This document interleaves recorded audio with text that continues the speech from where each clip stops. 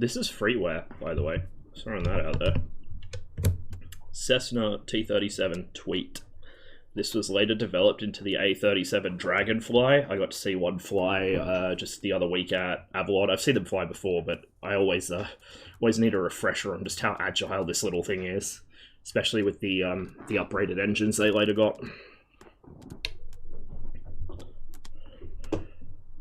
Rid of the gust lock. That clicking you hear is just the throttle detents, because I've got a very slightly noisy sensor on my throttle. Most games don't even notice, but for some reason MizFizz does. That's a bit bright, we'll get rid of that. Jesus Christ, it sounds like the fucking co-pilot's tap dancing. We'll go main inverter on. Can't turn on the oxygen at the moment, not a big deal. I don't think it's simulated, but it'd be nice if it gets added at some point. A nice little touch. Okay. Let me just think, what do I need? Fuck, that's obnoxious. Strobe position light, anti-collision beacon on. And we'll, give me a second, my chair's sinking out from under me. We'll get the boost pump running. The pedal animation is reversed for some reason. He added this as an option. I don't know why. Like, who reverses their pedal animation? And why is it like that by default? I might have to figure out how to undo that myself. That's how Snort died? Yeah, he forgot to remove the gust lock. I think his was on the actual control surfaces though, so he didn't notice it during his walk around. And now it's gonna get loud in here. There's a reason it was called the Tweet.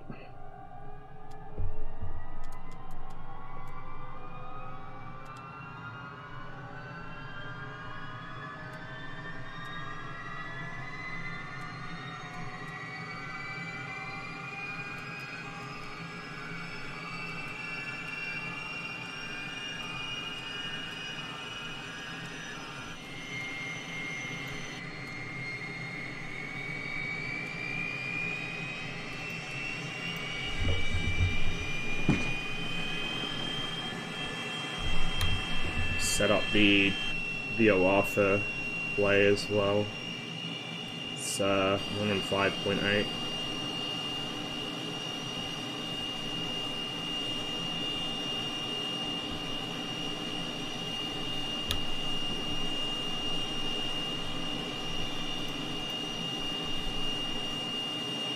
Close the lid, it's pretty loud in here.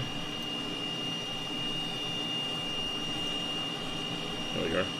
Get the co-pilot visible. The sound's a bit of an abrupt jump. There's still a lot of like tweaking and tuning to be done with the sounds in particular, but like again, this is freeware. This is pretty fucking good. There's payware that's a lot rougher than this. A lot of payware that's a lot rougher than this. I'm genuinely impressed with how well done this is.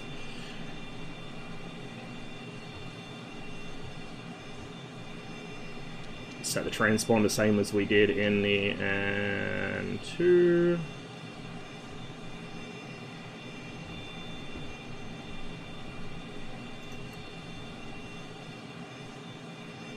Oh, I didn't hold the starter for long enough.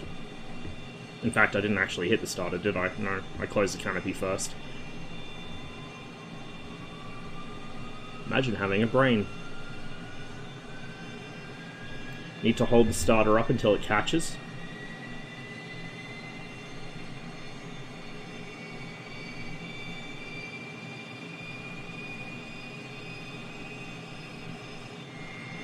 There it goes.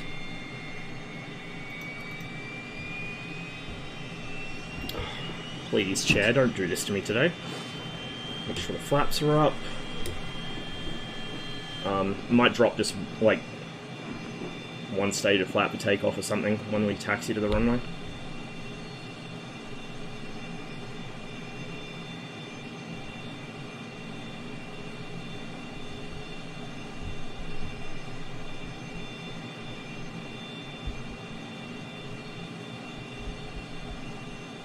don't need the landing lights really, it's broad daylight. Little cloudy but not too bad. Pitot heat will flick on when we hit the runway. Fire lights work, overheat lights work. Cool, cool. Whoop, oish, fuck, that's not what I wanted. Oh, that's cool, when you hit emergency in that, it flips at 7,700. That's not what I wanted to do.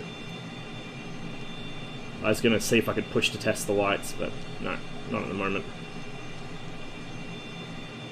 There we go.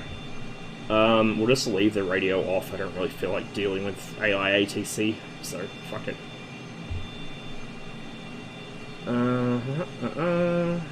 We should start seeing some life out of that once we're in the air. Cool.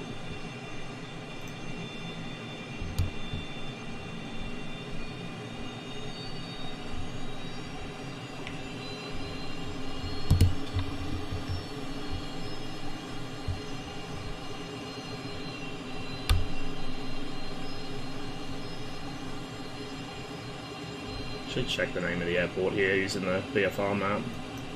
I think this is Fubai, or Fubai might be Hue, I can't remember which is which. Yeah, this is just Da Nang International. So Fubai is the airport at Hue. Which I think was one of the ones that the Marines used a lot. Wind's not doing a lot. So we'll just hang a left here and fang it down the runway. This thing is not that fast. It's kind of underpowered, but flies nice.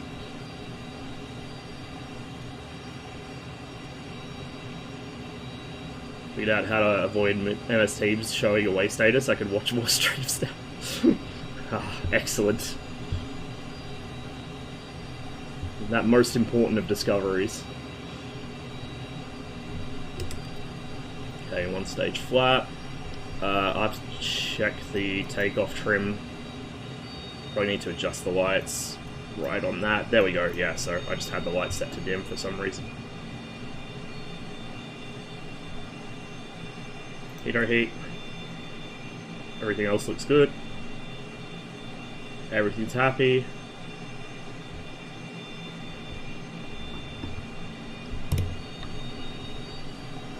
Ah, nice.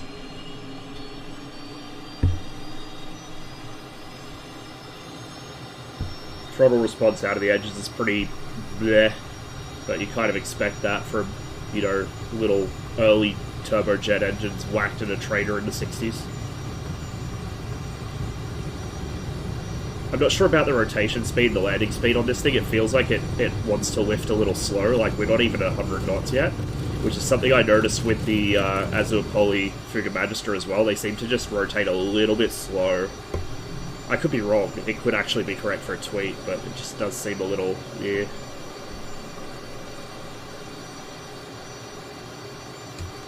Bring the flaps in, expected drop out of the nose. It's very touchy in pitch, I might need to tune that a bit. I'm not sure if the tweet's supposed to be this touchy in pitch, but I have this feeling it's probably just the control surface elasticity values aren't really tuned.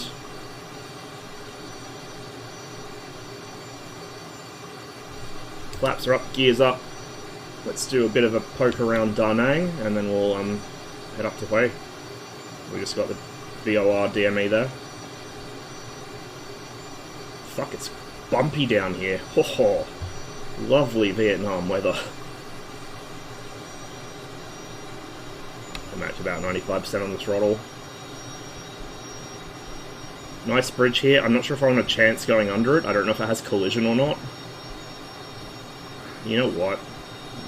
I mean, don't know if it has collision and there's a fuck ton of turbulence, but kinda got to, don't I? Kinda have to do it. Just gotta be careful because this thing's got a reasonably tall tail for like the rest of its size.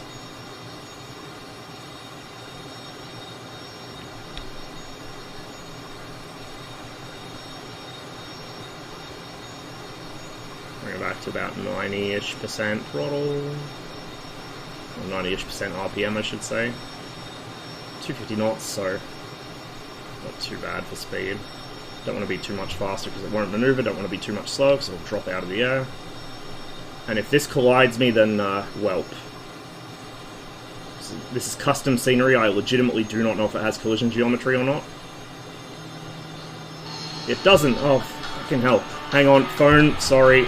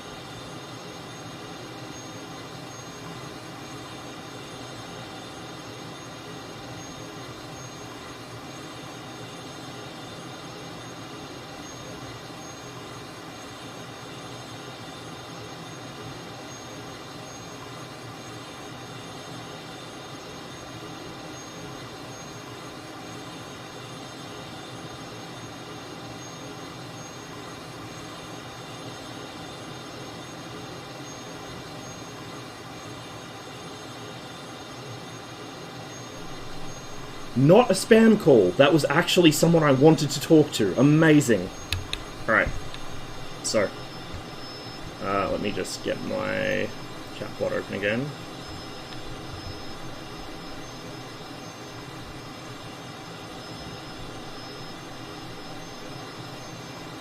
So this is the city of Da Nang. This is a major US base location during the Vietnam War.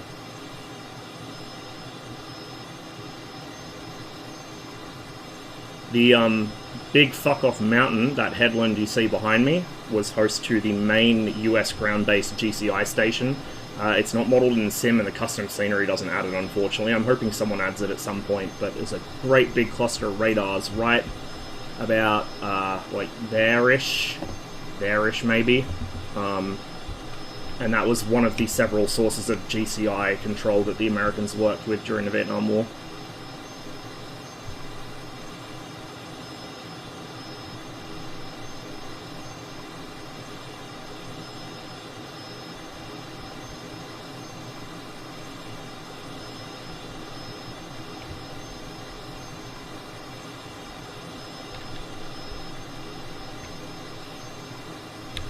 This thing is a little touchy to trim. It's touchy in pitch in general, like I said, but also it's very hands-on with the trim. The turbulence, though, is exacerbating the issue somewhat. So this is a mix of custom scenery and autogen. Most of it's autogen, but I do have custom scenery for some of the bridges, some of the more iconic modern skyscrapers. It's changed quite a bit since the war. A lot of Vietnamese cities have. They've had a bit of a boom. Economically speaking. A lot of these cities that used to be major bases during the war are now major tourist destinations. I'd love to visit Vietnam sometime. I've never been. It's pretty much at the top of my list of places in Southeast Asia I'd like to actually go.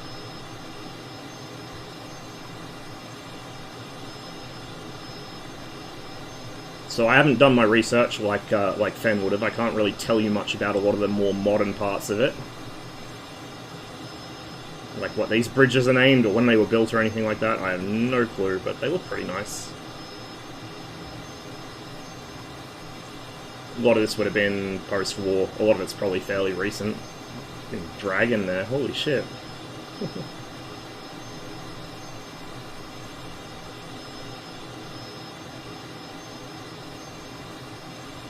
That's my last flight, Tan. I'm losing my voice pretty badly, so... I had another couple flights planned, but we did some extra that weren't on the plan, and between that and just me talking so much, I'm seriously losing my voice, so...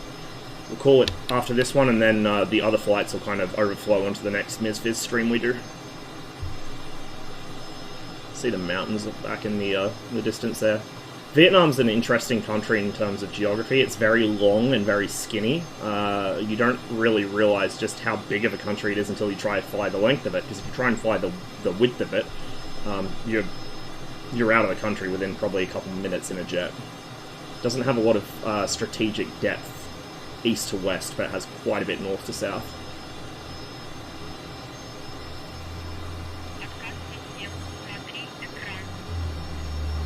You've followed for a while now.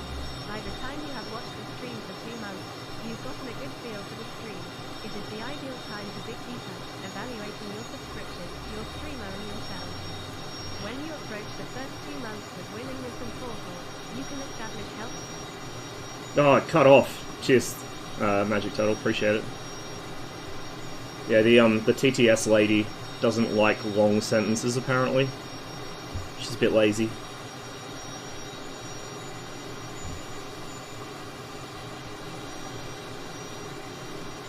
It's War and Peace. Excellent. It's pretty typical Vietnamese weather for this time of year. Every time I've done a flight here recently, it's been like this.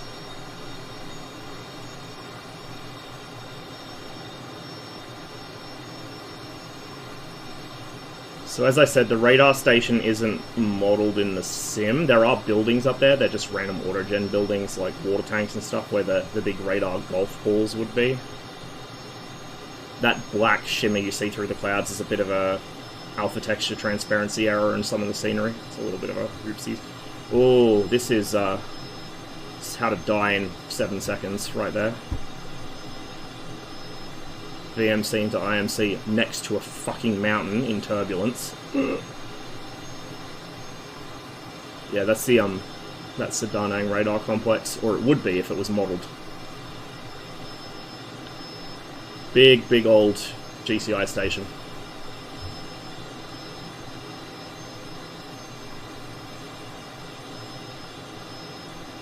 Yeah, not at all. Mountains? Pff, no, they don't have those here. It's totally flat, dude. Totally.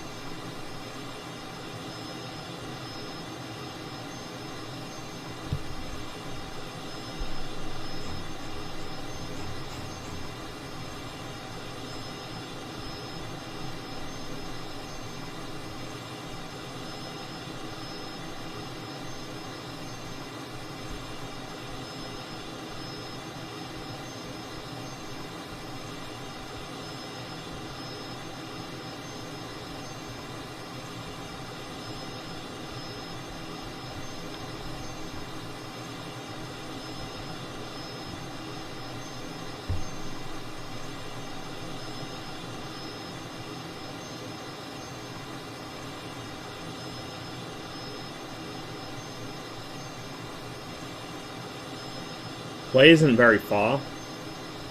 35 miles from Da Nang, roughly. So we're not going to land or do a touch and go or anything. We'll just do an overflight, probably. And that will be Phu Bai Airport. It's a little to the south of the city from memory. Need to clear some terrain to get there. Ever fly in Romania? I don't think I have yet, actually. I don't think I have yet. But I'll have to do it someday.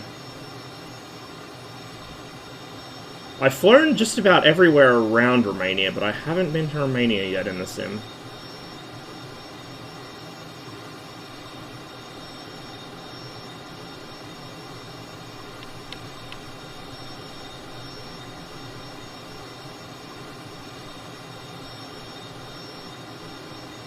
So once again, this is freeware, and it's already better than a lot of fucking payware in this game, which is genuinely impressive.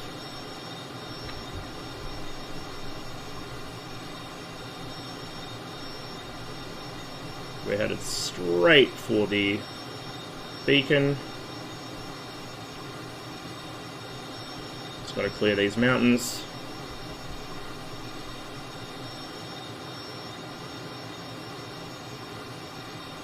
Very rugged country. As soon as you get more than a couple miles inland, it's like that all the way up the country as well. Scenery is kind of hit and miss up, particularly around Hanoi. It has a lot of, like, you know, the generic sort of texture scenery it applies where there were clouds. Down here it's not too bad. Like, around Da Nang, Hue, around Vin isn't bad either. I think there's a little bit of patchwork up around Vin, but not too bad. But Hanoi is really spotty. Haiphong, I'm not actually sure. I don't think I've ever flown Haiphong yet.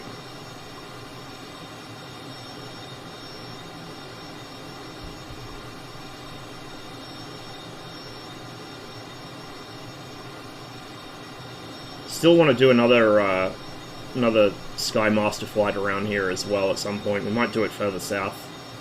Haven't done anything too far south on stream, I don't think.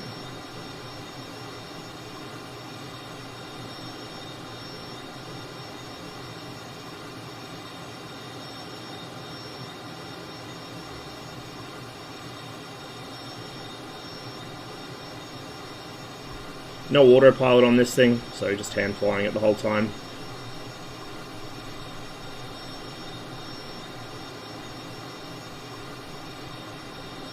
It's not too bad once you get it trimmed. It is very twitchy, particularly in pitch, but it's kind of stable once it's trimmed out. So not too bad. We are kind of slow as well. I should probably give it a little more welly. It's one of those aircraft where it's kind of all or nothing with the power. Imagine the weather isn't helping. It's going to be hot and it's going to be, well, it is bumpy.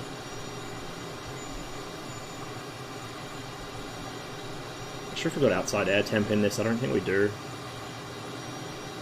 Probably fucking 30-something, 40-something degrees Celsius. Could check the METAR, but yeah. And just so we can hear any other traffic in the area talking. Not because I plan on talking myself, we'll just chuck it on whatever channel it gives us. It's a bit of a terrain error there. Mountains are rugged in Vietnam, but I'm not sure if they're that rugged.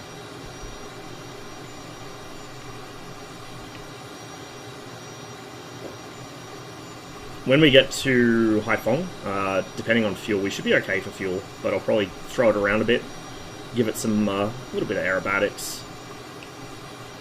If it's still this bumpy up there, it might make it a little difficult, but it should be okay. Just debating whether I should drop below the clouds or not, because it looks like we're going to have pretty thick cloud cover most of the way up the coast. Like, this I don't mind flying through. It looks a bit sketchy further inland, but I don't get much of a view.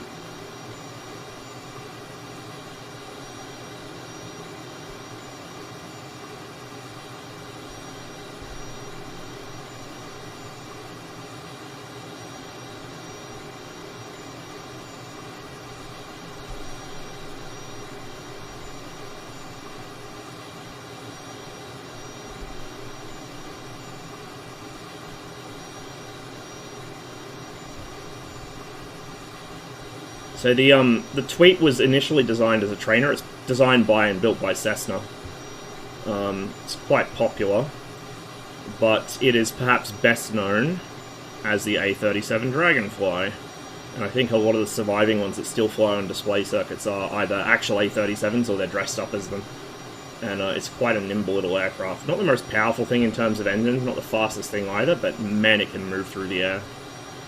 The one at Avalon had 6 external fuel tanks.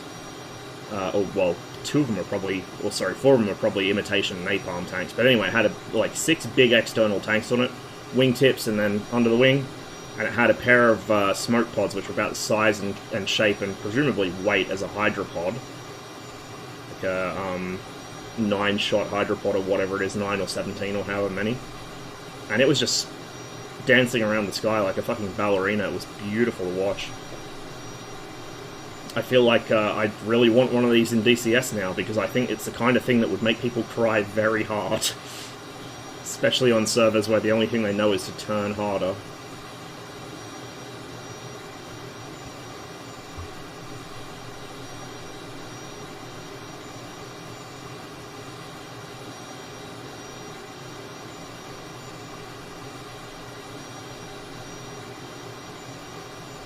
Just about pass over Fubai now. Should be pretty much under us. We're about to get station passage on the instruments there.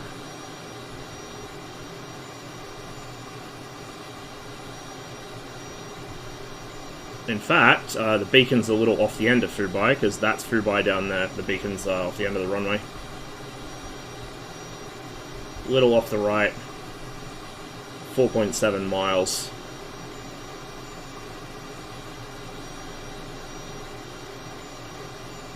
No, there's not a lot to see up here with the clouds. Let's go low level.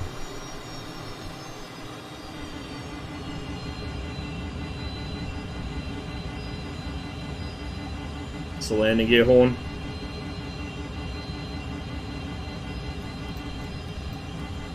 Whoop. There we go. It's a toggle. Get the air brake in. Hey Trey. Welcome to the stream. Let's buzz the runway. Actually, let's buzz the tower if I can spot it.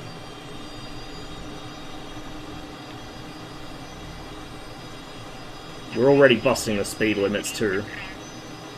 Thanks for the follow, Trey. Appreciate it.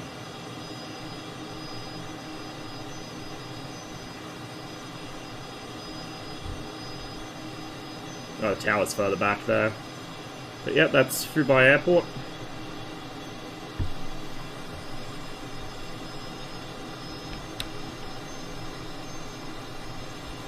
And then Hue City itself is up this way a little. This is pretty much all autogen, I think. I haven't found the temple or anything. I assume the temple is still there.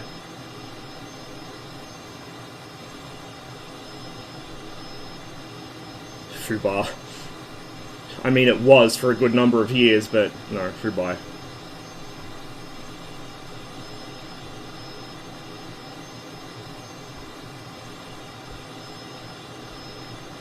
The amount of pitch trim this thing wants just to try and fly level is pretty funny.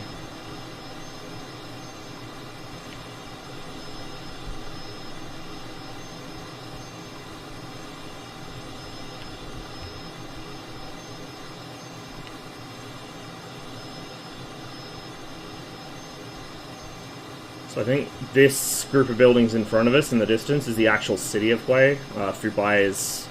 I don't know if it's technically a suburb or if it's like a neighboring city and it just happens to host the airport, but this should be Hue itself.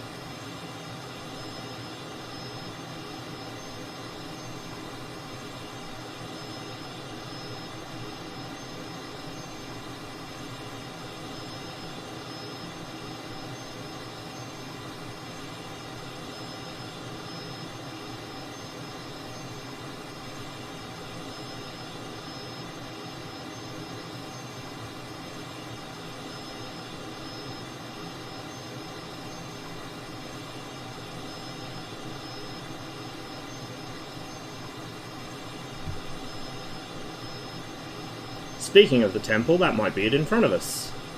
I think that is it in front of us. Yes, it is. Awesome. Right there.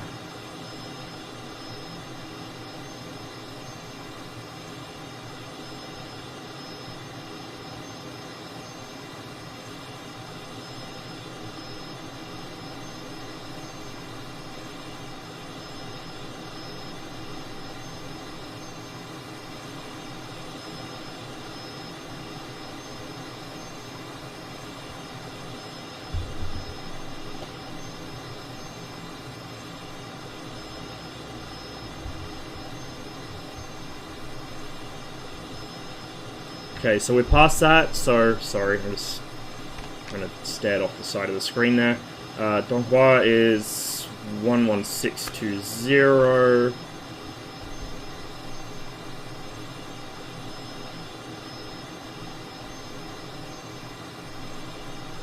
There we go.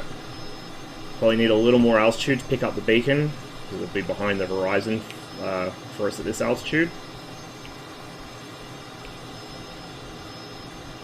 So we'll come back up a little. We'll probably sit just below the clouds, I reckon.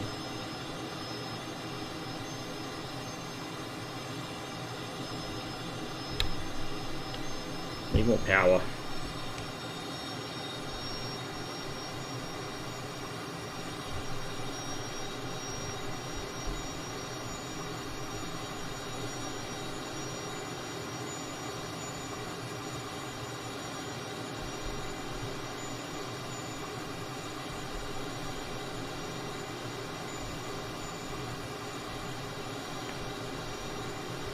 From memory, Donghua is over a bunch of mountains, like over a ridgeline, so we might not actually pick up the VOR until we clear it. If we head just generally, like, northwest-ish, it should take us in the right direction. Oh, we just got it there. 78 miles.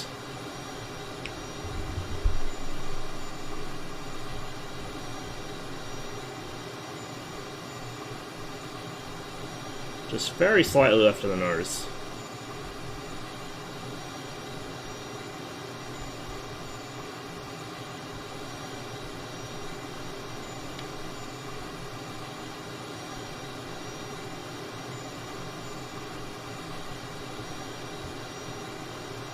Oh, hang on.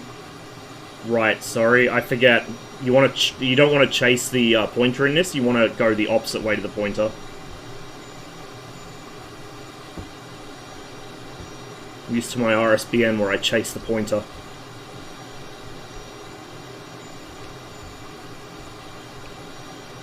Bizarre, confusing Western systems.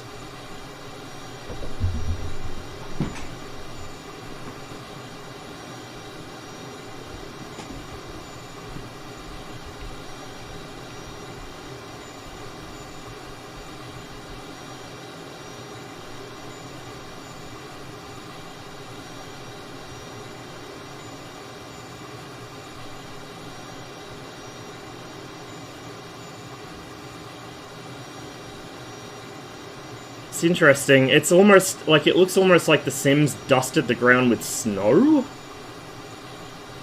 Which, I don't know about that one, Chief.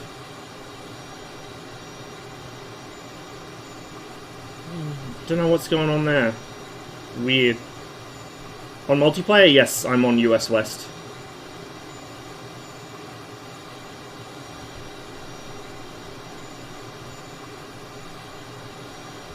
I mean, over there, I assume that's sand or something, but that looks like snow, and I'm pretty sure it doesn't snow here. Unless the live weather's doing it, but I don't think it is, because I don't think that's live weather snow. Doesn't quite look like it. If we turn it off, yeah, it doesn't change the ground at all, so it must just be baked into the textures. I don't know what it is. Might be like wispy cloud that it couldn't quite airbrush out. Don't know. Hey, Cotty, good to see you.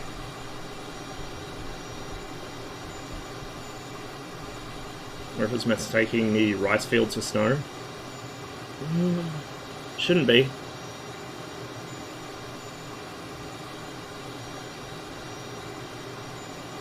And it's kind of following the roads as well, which is what snow tends to do in the sim. It'll hit the roads first. Sun reflecting off them, I don't know. If it was the sun reflecting off rice paddies, you'd expect that, like, for the rivers and stuff as well, which it just doesn't do.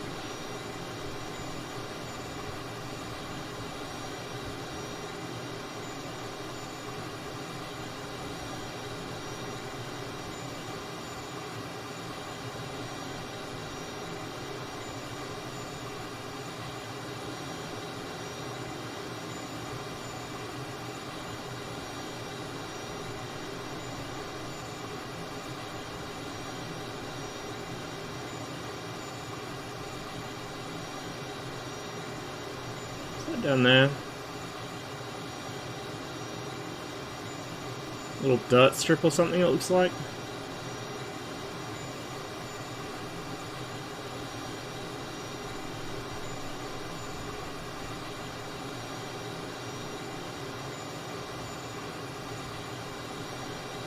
C++ is heretical. Oh yeah, go on.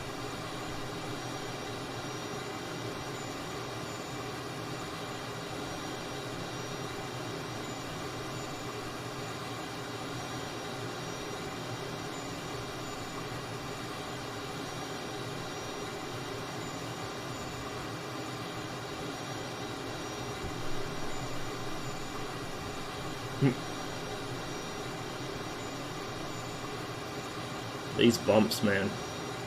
These bumps.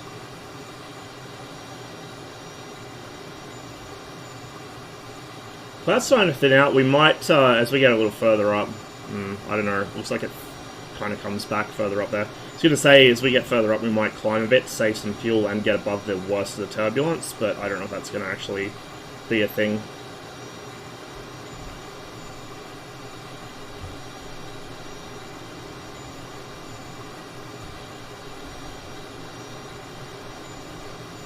$54 miles to Donghua.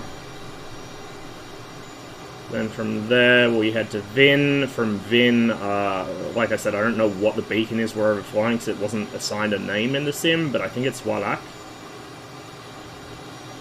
And then Catbai is where we're landing. Catbai is pretty far. At 300 knots, it might take us a little while. Which is the other reason I kind of am thinking maybe I should get up higher. Get a bit more ground speed going on.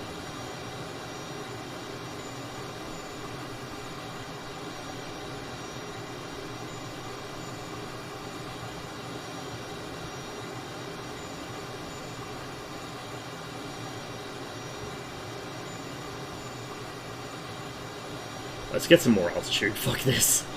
Too bumpy.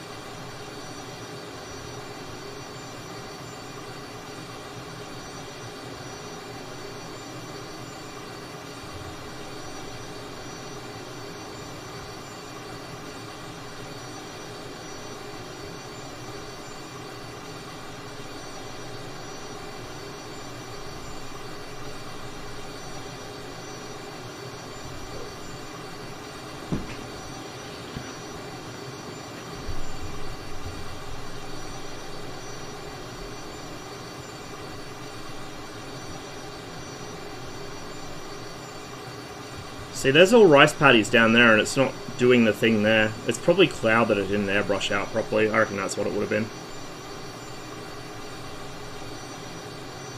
Weird though how it's concentrated so close to the coast like that, and it runs basically the whole length of the coast.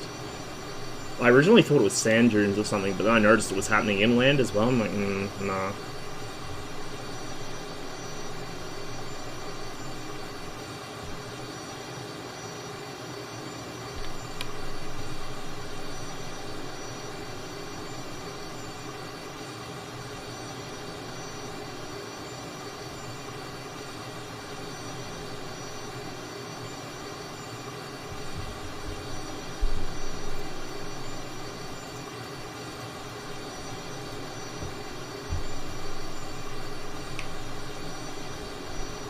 Ah, no wonder I wasn't hearing anything.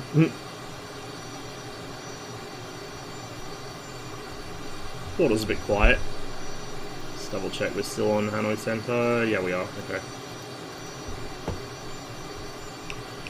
I'm not going to talk to them, I just want to hear other people talking to them.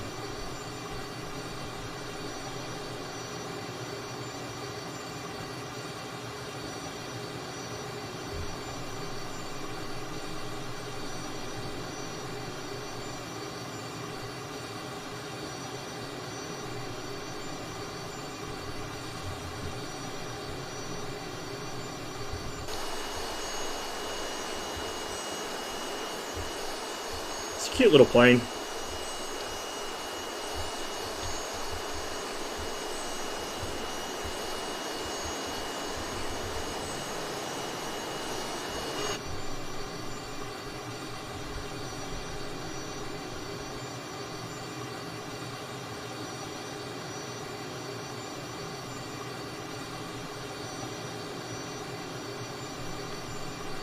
Temps and pressure's looking okay. We are running the engines pretty hard, but they're not unhappy about it, which is fine. It's at mill power, so it's more fuel tanks, yeah.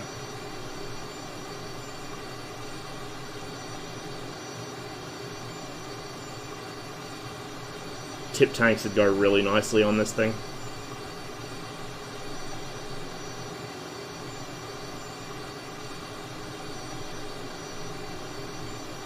We'll get it for like 12 or 13,000 feet and level off, maybe. I think we're grounding... I'm assuming that's ground speed down there under the VOR identifier. So we're grounding about 300 knots. Not bad. Not great, not terrible.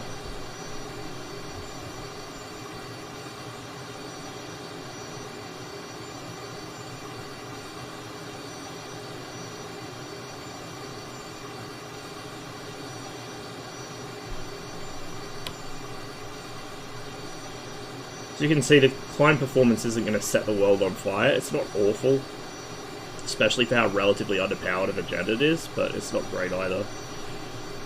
It's all about energy retention, like most traders. If you can retain energy in it, you can dogfight like a god, like with the L-39 and DCS or the C-101 or whatever.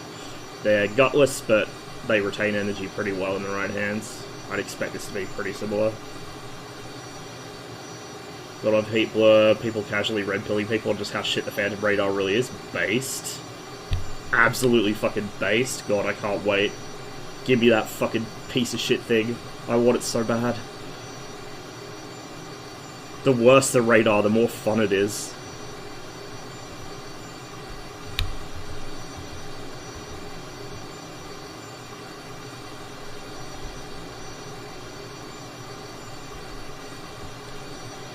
Okay, we'll bring it back to about 95-ish%.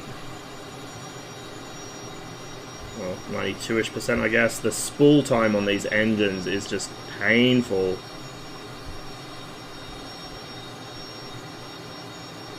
Absolutely painful, god damn.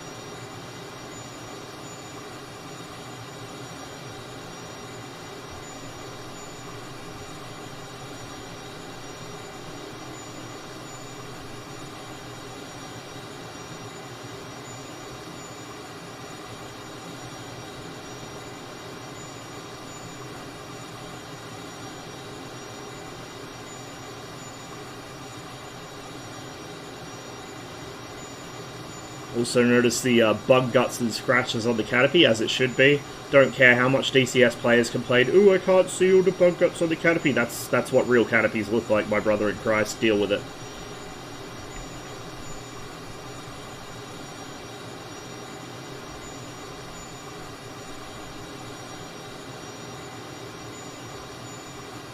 Especially flying around, I don't know, Vietnam in the summer. You'd get quite a few, I would imagine. Quite a few. 11 miles till we hit Dong Hua. Should actually be able to see it here in a moment.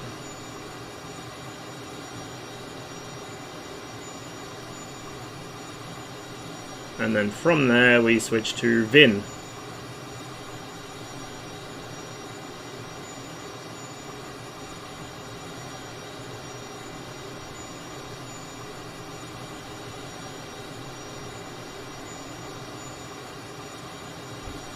There's the airport there. You see the runway, a turnaround point, apron. like a construction site for a terminal or something maybe at one end of it.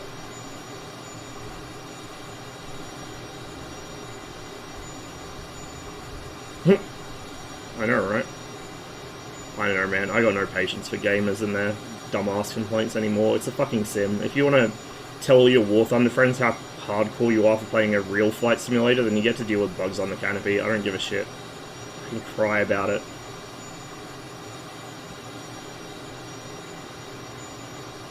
If it's a disadvantage in real life, it should be a disadvantage in game.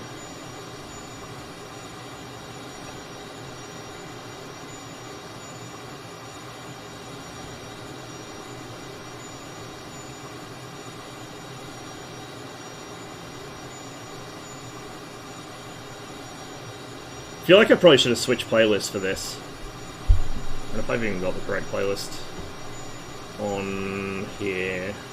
Fuck no, I don't. I'm gonna say I should go to like a 60s playlist.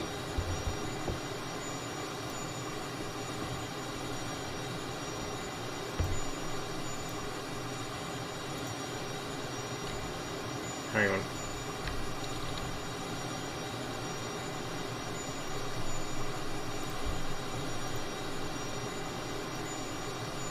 I know how to fix this. I know how to fix this. There we go. Only got well, I've got a bunch of songs on here that would fit, but I just chucked a couple of really obvious ones on.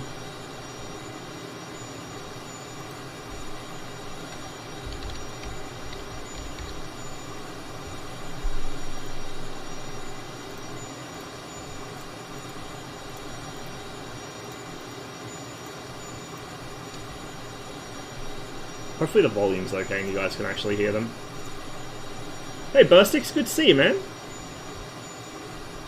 I'm currently recovering from a flu. Just about lost my voice today, so we're on the last flight of the day. I had a bunch more planned, but first of all, I've been streaming for like nearly 10 hours. Oops.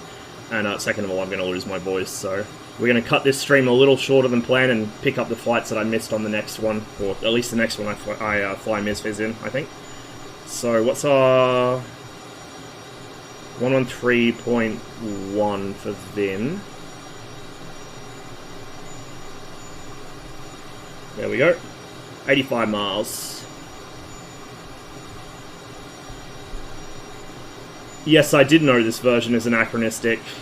I don't care. I really like this version. Same as the version of All Day and All the Night. They're from the same live show, One for the Road. But fuck, they go hard.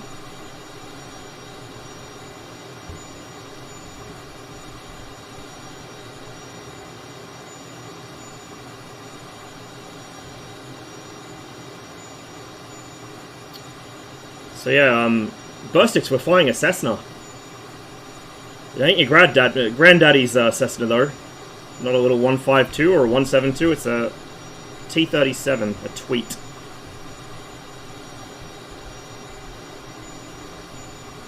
Also known as the A-37 Dragonfly. They were used for counterinsurgency in Vietnam and probably fucking half a dozen Latin American countries.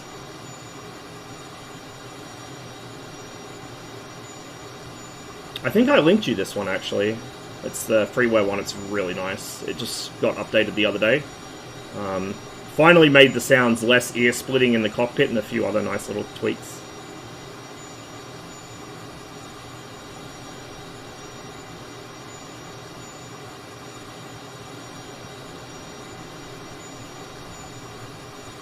Yeah, so there's that ridge line. Vin is on the other side of it.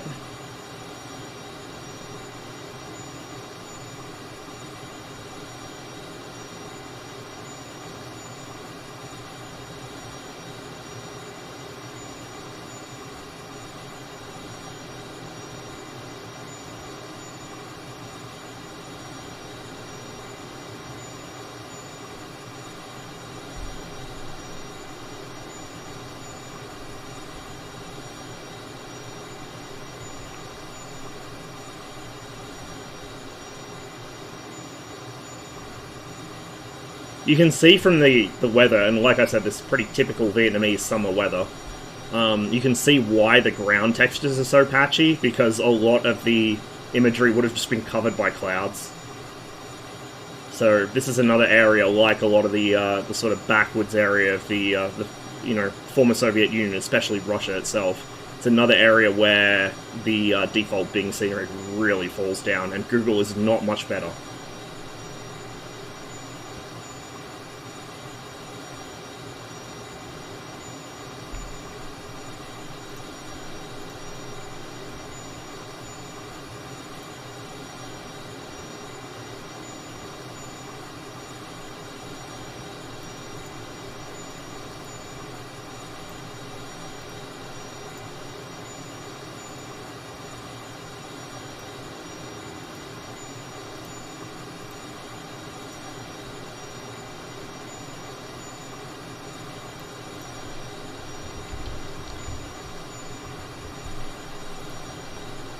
I'm just chucking some more stuff on the queue while I'm cruising.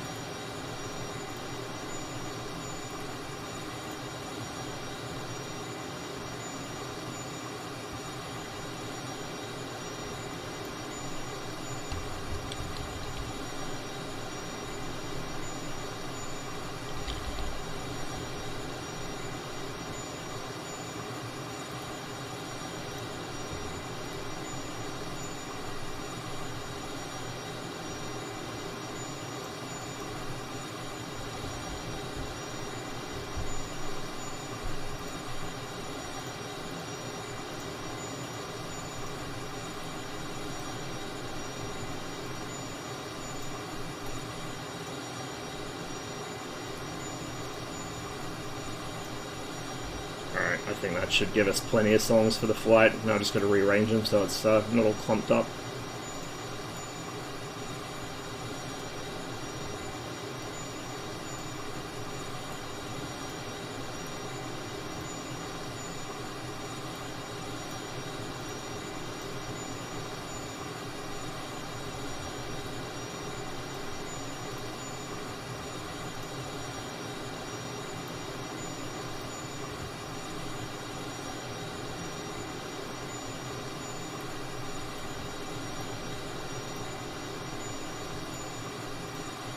Bear with me, chat.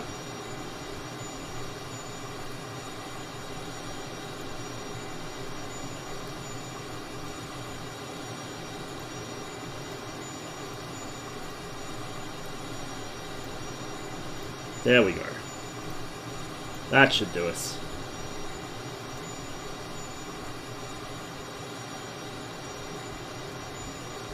Still bumpy up here. It's not as bad as down low, obviously, but it's still pretty turbulent.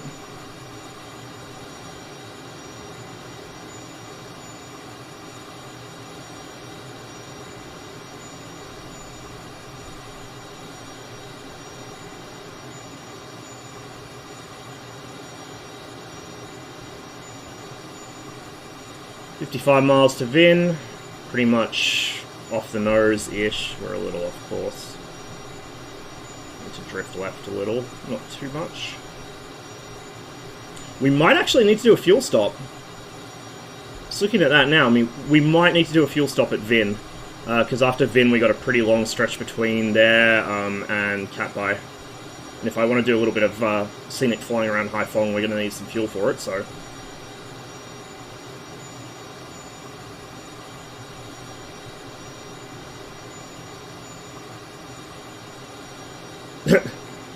Yeah, I've heard the SDK is notoriously well documented, which goes part of the way to explaining why a lot of the third-party stuff is, shall we say, incomplete. And they miss obvious fixes to things, but still, like, you'd think a little bit of trial and error wouldn't hurt. It's the way I learned to fucking do stuff, is just trial and error, see what changes.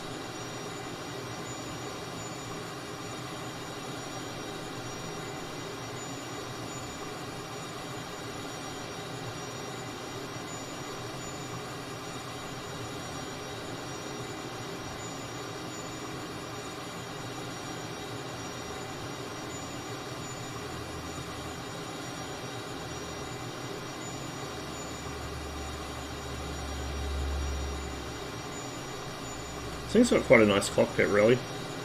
Reminds me a lot of the SK60, since we got one of those in DCS now, albeit a mod. Actually, it feels like it flies quite similar too. It has the same twitchiness in pitch. I'm not sure if that's correct for either aircraft. Feels like the control surface elasticity could be tuned a little more. I know they're both quite nimble, I just don't know if they should be, like, super twitchy. That said, I am playing with no curves on my stick in Misfizz, and just with a short throw desktop stick, so that probably doesn't help.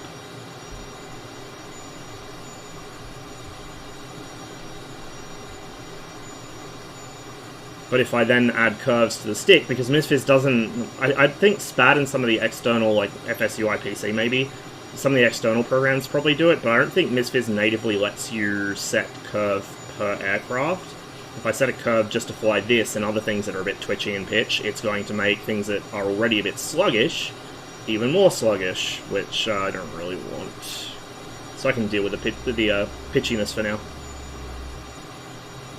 I mean, if worse comes to worse, it's something I can adjust myself just by going into the flight model config tuning file and adjusting the elasticity.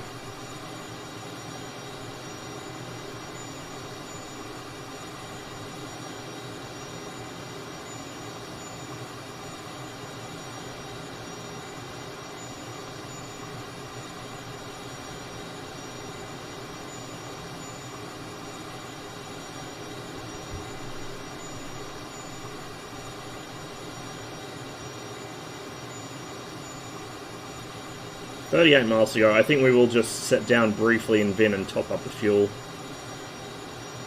Fill it all the way back up.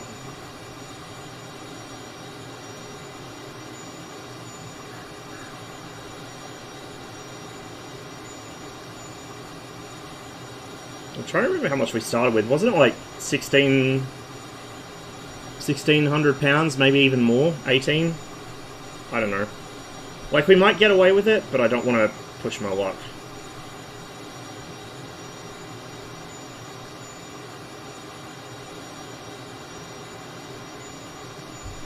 Nice satellite scenery scene there.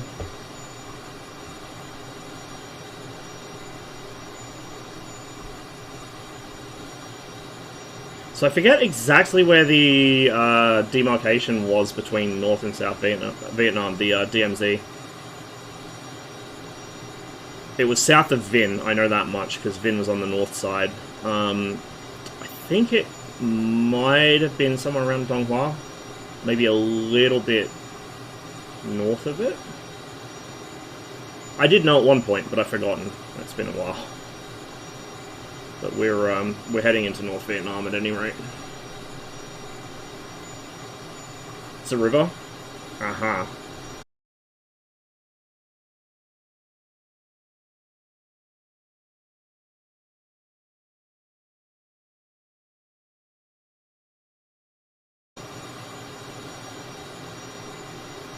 Which we've probably gone past already.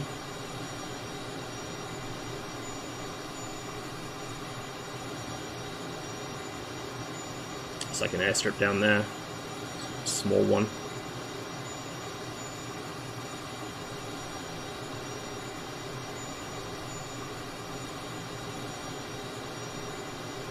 .28 miles. That should be Vinh up there along that river. So we're going to come off the power a bit and start descending.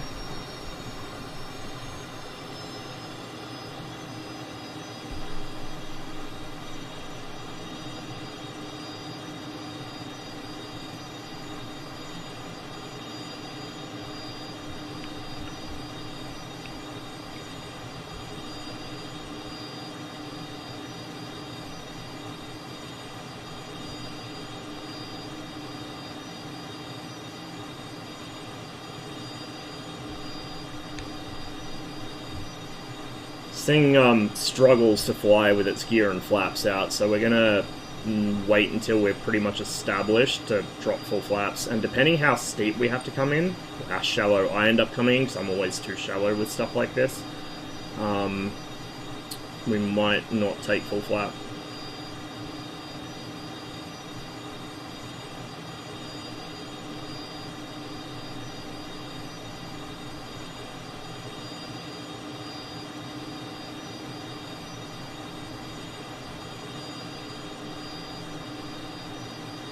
surprised I'm still not hearing anything over the radio. It's like the middle of the fucking day. Should be a fair bit of traffic unless they're all on a different freak. Weird. Let's leave it.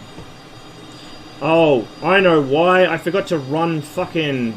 Although it probably wouldn't make a difference for radio traffic, but I was like, there's a surprising lack of contrails in this guy. It's because I forgot to restart the injector after I restarted the sim.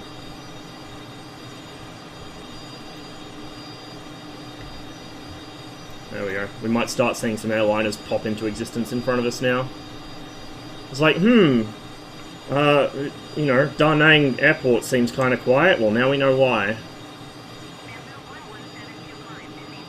There we go.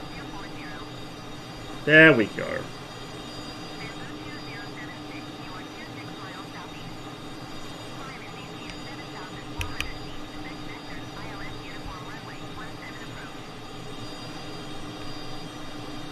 $16 miles.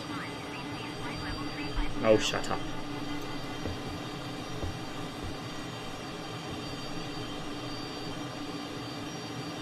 Don't need the gear horn.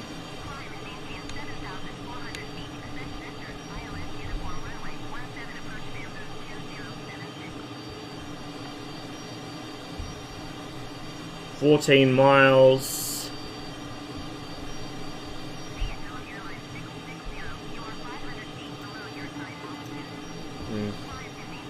Thought I heard the alarm come back, but it must have just been hearing things.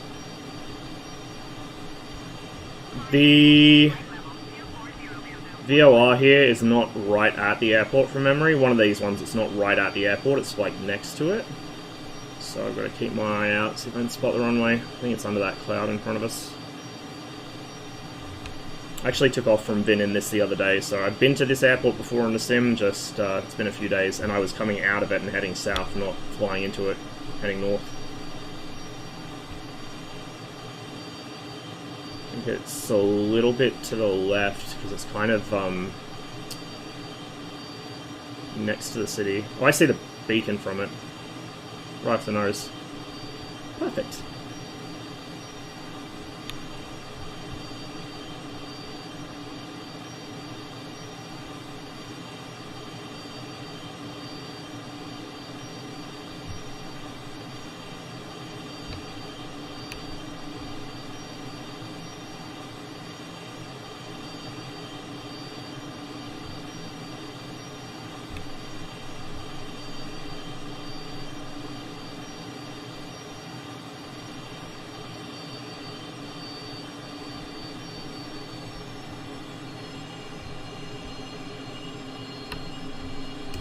Drop a stage or two of flap here.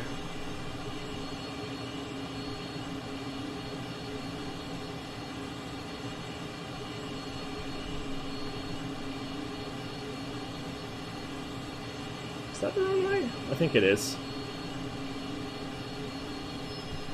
Bring gear down as well.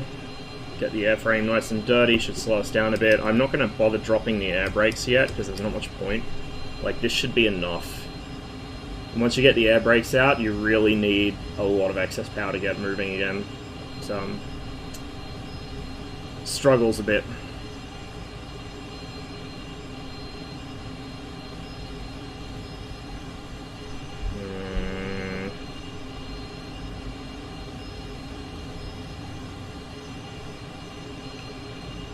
5 miles. Still don't see the runway. A little worrying.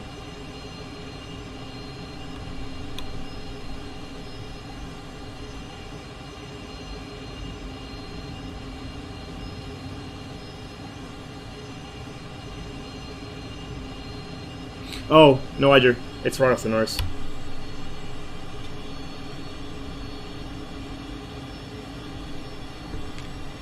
Give it a bit more power. Well, we're going to need a bit more power because we're coming in pretty steep.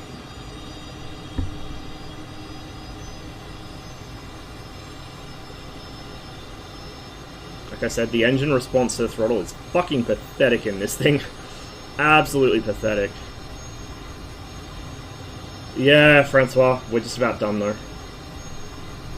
We're just making a quick fuel stop at Vin, then we are going to fly out and land at Catby. So probably another 100-ish miles to go, maybe a little more. Actually, it probably is more. I always underestimate distances in this sim, so Catby might be more. If it's significantly more, we might even just find somewhere closer to Barlac to land it. Been having fun with Misfizz? Yes, I have. Had to restart it right at the start of the stream because my tracker didn't hook to the game properly, but other than that, been having a good time.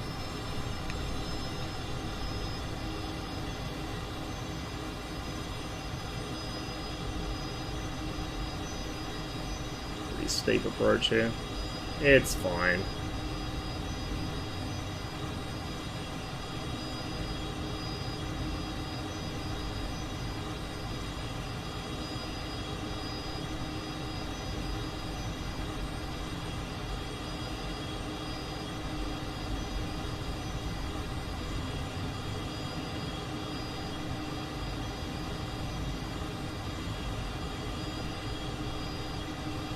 What are you flying? A Cessna T-37 Tweet. It's freeware. It's really good freeware, actually. I feel like its rotation and landing speeds are a little slow, but I don't know enough about the Tweet to say that with authority. It just feels a little off to me. It's something I'll have to look up later, but it handles nicely. It handles about as you'd expect. Oh, that's a crosswind. Oh. It looks good. It sounds pretty good. Like, the sounds aren't bad, they just need a little bit of better blending between, like, throttle states and so on, but pretty nice.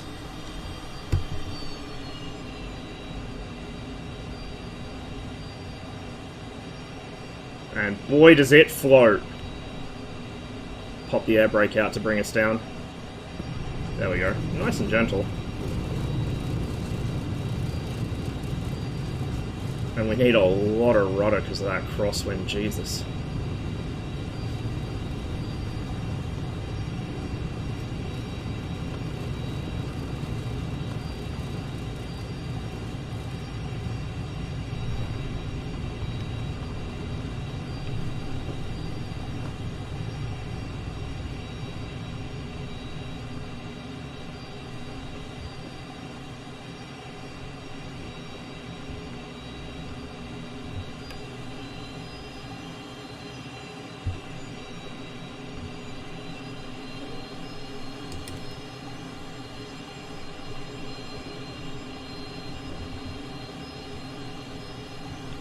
Peter and Hummus having a good time? Nice. I should probably eat pretty soon. Getting a bit hungry. Does this go back to the terminal or to the refueling point? I'm not sure. Only one way to find out. Oh, I bet this is like a little fenced-off military bit. Probably no fuel bowser here, though. Oh shit, it is, yeah. Oh. We're chucking a Yui. Some pit and hummus, I can email it to you. I'm not sure how it'll hold up through the email system. I gotta be honest with you. I do appreciate the offer, but you know, I don't know. I feel like that being inside my PC might cause some problems.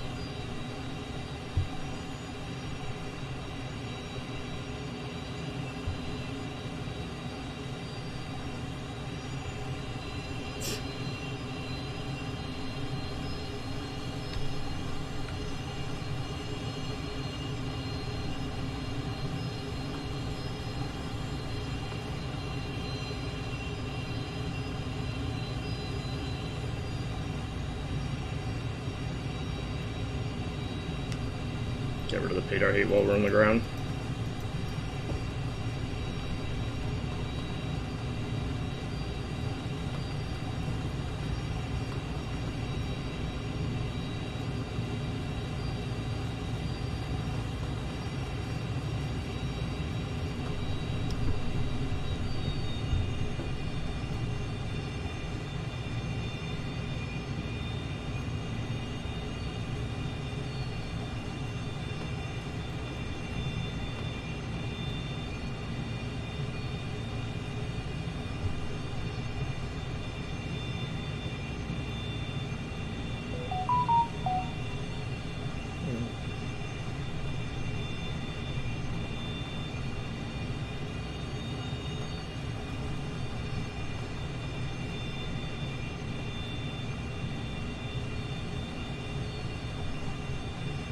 figure out where the fuel is now. If we can't find a fuel Bowser, I'll just use the menu to add it, but I do like finding where the fuel is.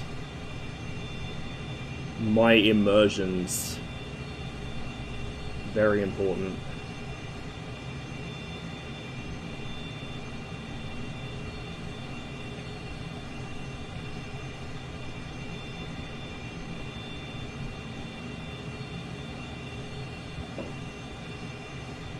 Now, having said that, I'm not sure this airport has a general aviation area, so it might just be like fuel trucks for the airliners.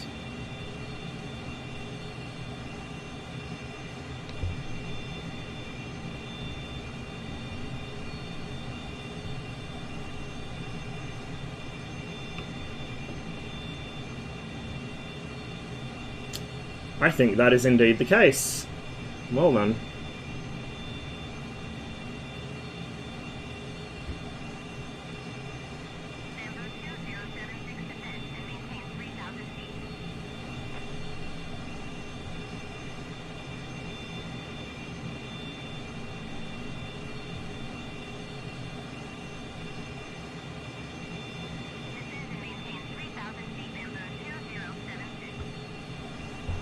Chuck a Yui here.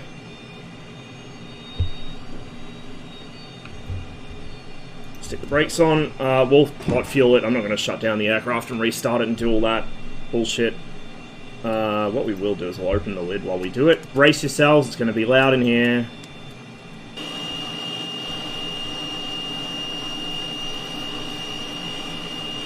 Told you so. Spill her all the way back up. Alright, I'm over it. Too loud. Like I said, there could be better transitions between the sounds. The way it cuts off like that's kind of funny, but... Ever played the Ace Combat games? Oh god, don't start me. I was bought... Was it Ace Combat 7? I'm not a big fan of Ace Combat. I really am not a big fan of Ace Combat. And I was even less of one after I attempted to play that game. 11550.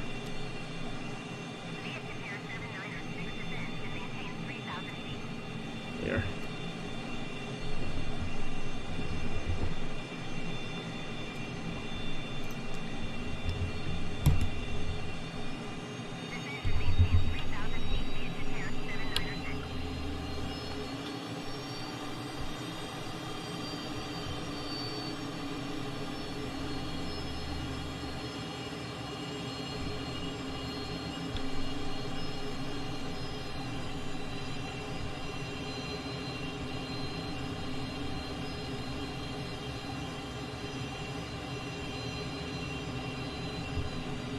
Well, I should also add I was playing it on keyboard and mouse because I don't have, well, I do have a controller, I just don't have a way of plugging it into my PC currently. I've got to get on top of that, which didn't help, but I'm also, I don't know, like, Ace Combat games, Metal Gear Solid, all the, like, really over-the-top kind of weird narrative stuff that tends to go with those series, I'm not into, to be honest.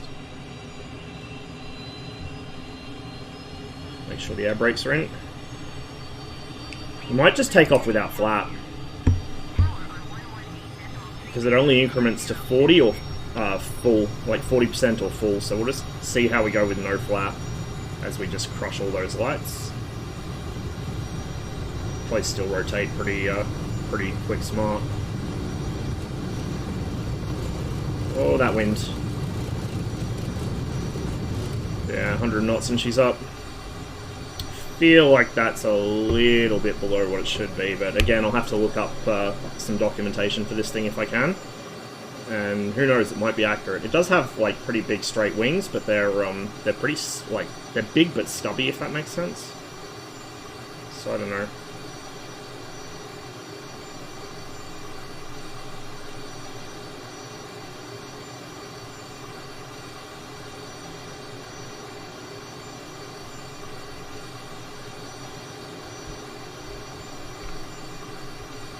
Hey Lush, good to see you. We're just on the second last leg of our last flight of the day.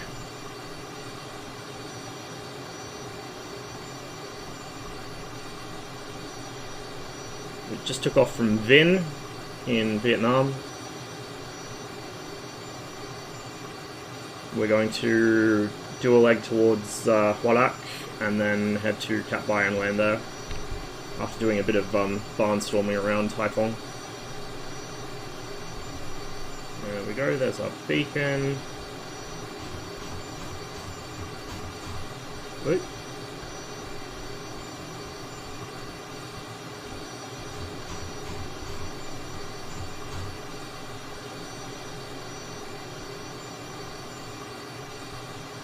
Okay, we want to come right a bit.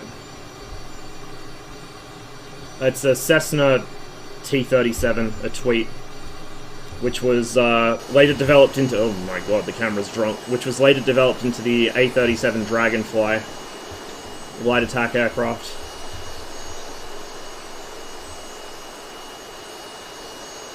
Should I believe you? You should, because I am losing my voice. In fact, for a while I thought I was not even going to be able to get this flight in because it was hurting so badly to speak.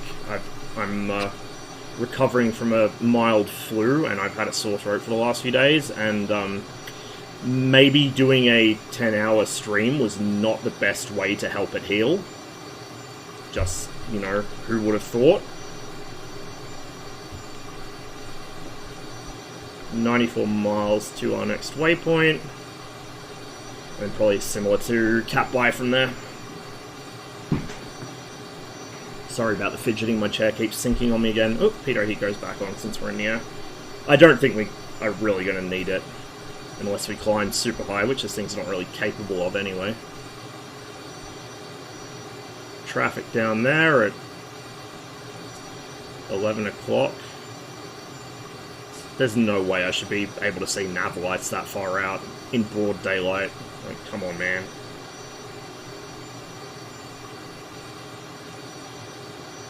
Yeah, Vietnam's quite pleasant to fly over in the sim. Unfortunately, as you can see, the scenery is extremely spotty because it's so cloudy over Vietnam, like, all the time, especially in summer. So the Bing imagery is kind of, In some places it's really good, in a lot of places it's really bad. So the problem is, so many of the spots that I'm interested in flying in are, you know, not the kinds of places normies care about, and so the quality is not the best of the scenery.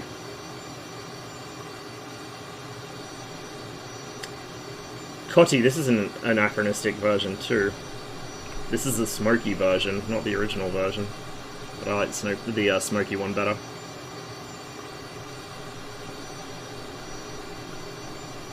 I think it's that anachronistic. This is like a, I want to say 74, 75 recording.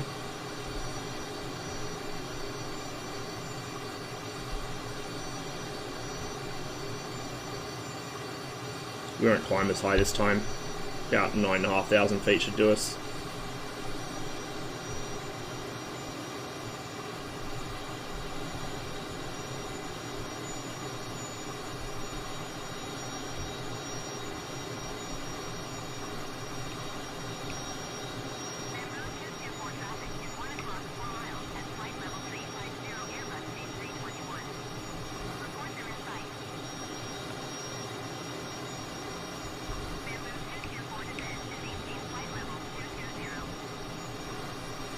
Found a video, it's on like a vintage airliner sort of channel. Guy used to fly around a lot of airliners in the 80s and 90s and recorded flights.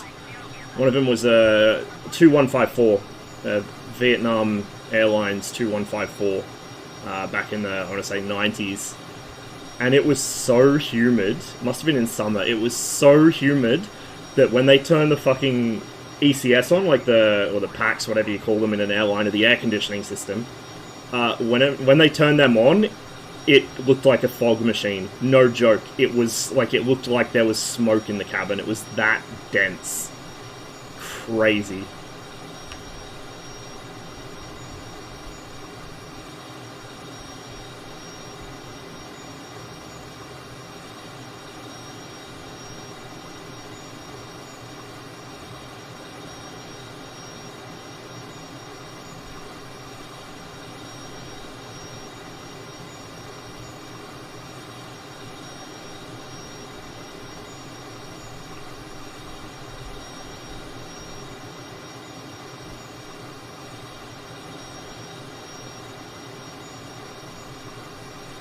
So I did have some extra flights planned for today, but just, I mean, I've been going for too long as it is, and I'm, like, my voice isn't going to hold out, so we'll shift them to the next Misfits stream. Don't know if that'll be next week, the week after, I have no clue.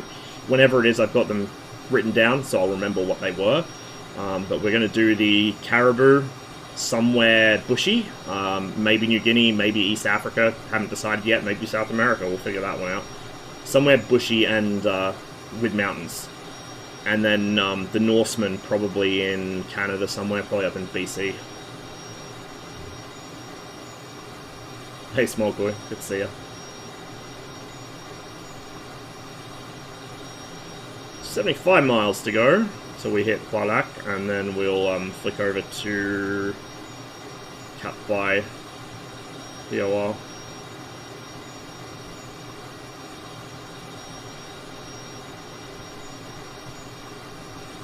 What can I say? Some of us are just born with it. Gotta have something going for me, right?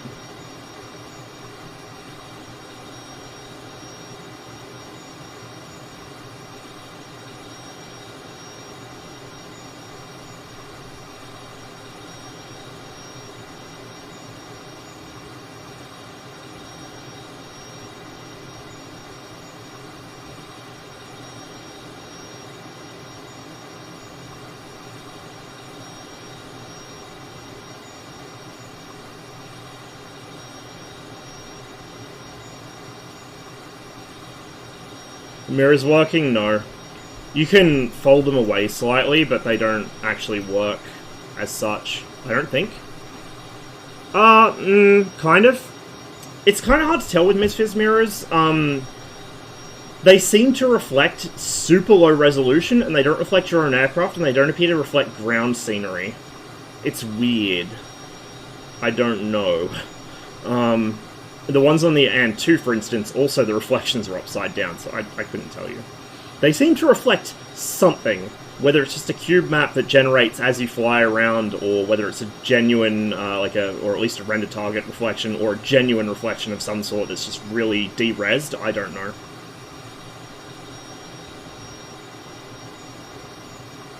Maybe it's him, maybe it's Mikhail Gurovich. Yes, absolutely.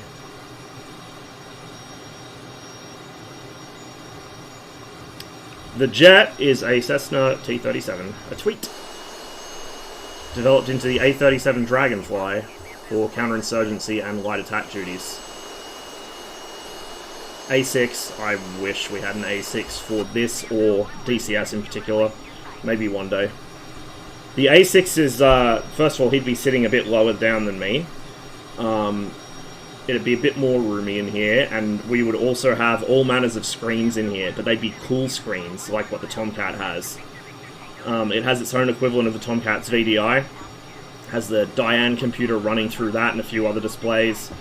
The fucking BN here would have like a attack scope and all sorts of cool shit. The A6 cockpit's quite cool. Like the looks of it, though, it looks as though someone sat on it. Yeah, it's a very wide boy.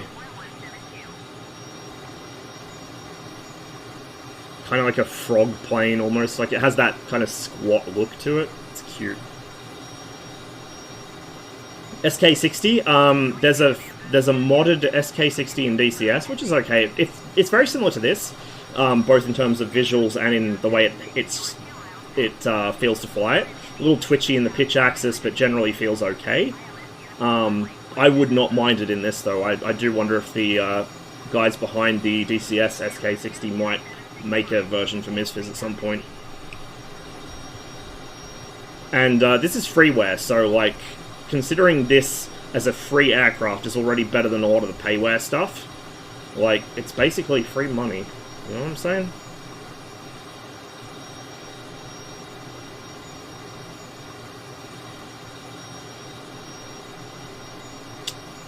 .56 miles to Kualak. We're a tiny bit off course, but we're pretty close. Just need to come right a little.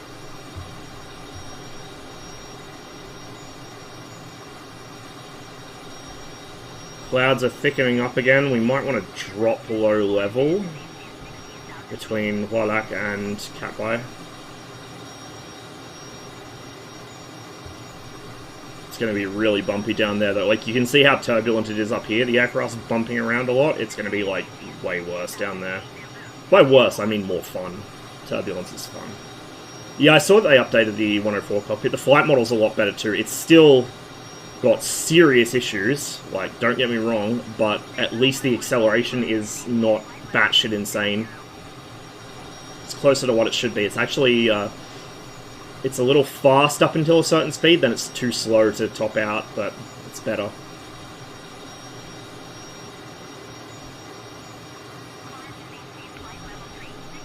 Phantom is still, flight model-wise, still pretty hosed, though, honestly. And the F-100.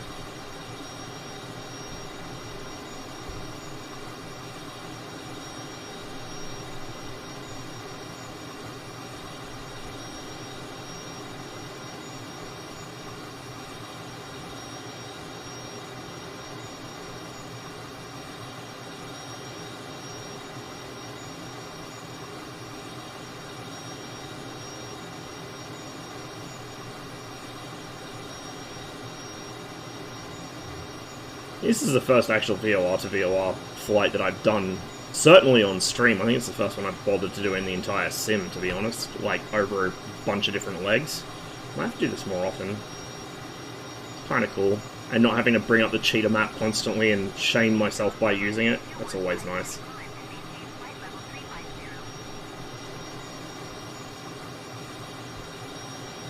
Main reason I use the VFR map thing is when I'm just sightseeing, because I buzz around in circles and get turned around and lost. Or like to reference terrain that I can't quite see. But this is fun.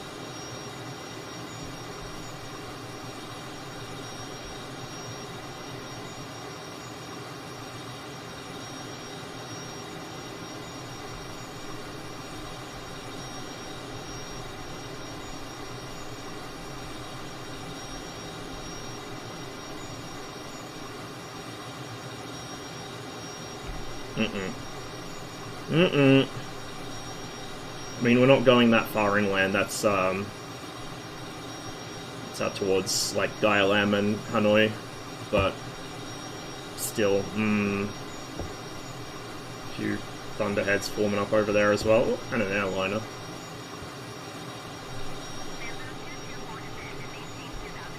Yeah, it's quite a cute little plane. And pretty historically significant. At least in the A37 guys.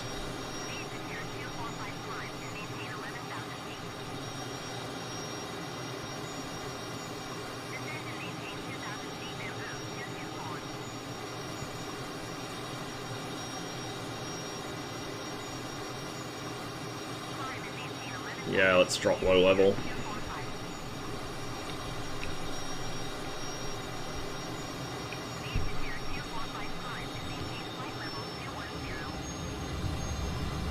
Pop the air brake so we don't overspeed. I feel like the air brake's maybe a little a little too effective. I'm still, you know, 80% power on in a very steep dive, 60-degree dive.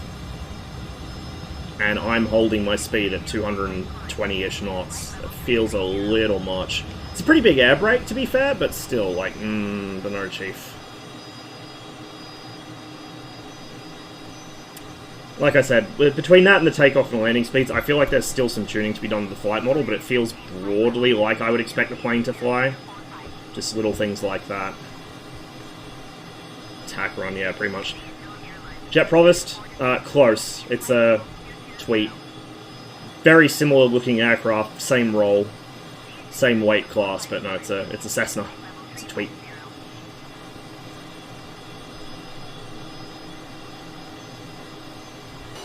And it's freeware, so if you want to fly it yourself, you can go to fs.to and grab it. I don't know if it's uploaded anywhere else. I know some people are still kind of on the fuck FSTO train. To be honest, I don't blame them. Cute little thing. And there are liveries to turn it into a Provost as well, by the way. Someone's already got you covered on that. Yes, Cotty, what?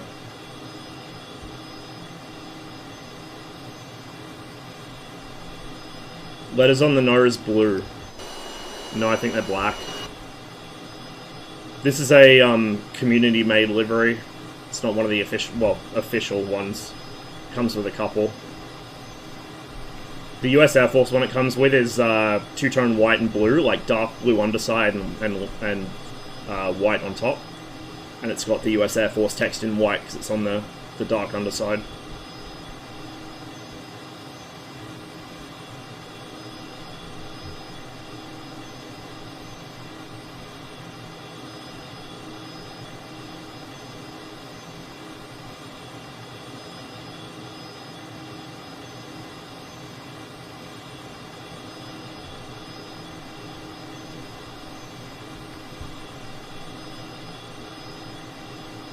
"27 miles to Bolak."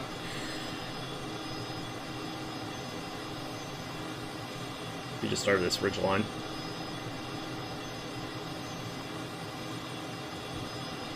Only retired 2009 by the US apparently. Shit, I didn't know they kept it that long. Fuck. That's a solid run. I was just saying earlier, I've seen them display before, but just recently I got to see one display again, down at Avalon at the air show there. And I'd forgotten just how nimble this thing is, or at least the A37, which I think had operated engines. It was carrying 6 fuel tanks. I'm assuming they were empty and just, just adding drag rather than weight, but 6 fuel tanks and 2 smoke pods in the shape and size of a hydro rocket pod. And it was just throwing itself around the sky without a care in the world. Really beautiful little plane. Give it a bit more power. I'm kind of slow here.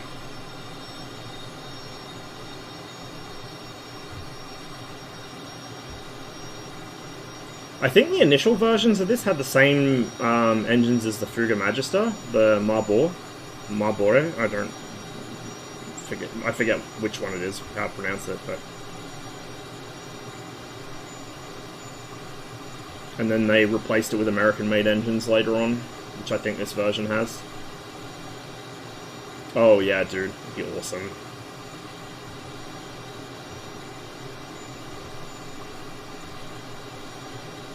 Doubt it'll happen, but it would be awesome.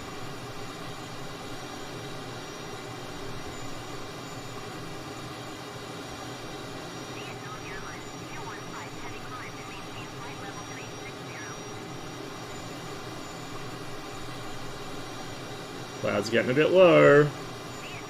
Tried the Skunkworks 104? Yes. It's pretty nice. There are a few little sort of quibbles I have with it. It feels too draggy. Like, I did some acceleration testing against the actual, at least the manual for an F104S. Oh, the mirrors are real-time. They're just, or like RT camera, they're just not super high-res and they don't show you on aircraft. Weird. Bizarre design decision. So yeah, like I have flown it a fair bit actually. I've flown it on stream before as well. I use a mod at the moment that another streamer made, Canadian Captain Moustache. He did some tuning. It still needs a little more tweaking. It's a little too quick to accelerate now, a little too fast at lower level 2, but it can actually maintain close to Mach or slightly over Mach 1 at mil power at higher altitudes, which it should be able to do when it's clean. And it accelerates closer to the correct timetables, just a little bit fast now. So I feel like, I don't know what's going on, like if the transonic drag's just a little too much or what, but like to even get the thing over Mach 1 before, you had to do a pretty strict S-curve. It shouldn't need that, it should be able to break Mach 1 in level flight at the right altitude. So I feel like it's pretty decent, it just needs a little more flight model tuning. That's the thing, like so many planes in this sim are really close, they just need a little bit of flight model tuning. And often it's only 1 or 2 numbers that need tweaking in the config file, and they fly pretty much perfect. It's kind of frustrating at times, if I'm honest. Okay, we got 11 miles to go till we hit the VOR at Bolak. Let's tune for Cat by 11740. Oh. There we go. 51 miles to Cat by, so it's not actually that far. Turn this the other way, I think. Yeah. Still getting used to how this thing works. It's very different to the Soviet equivalent, which I'm used to.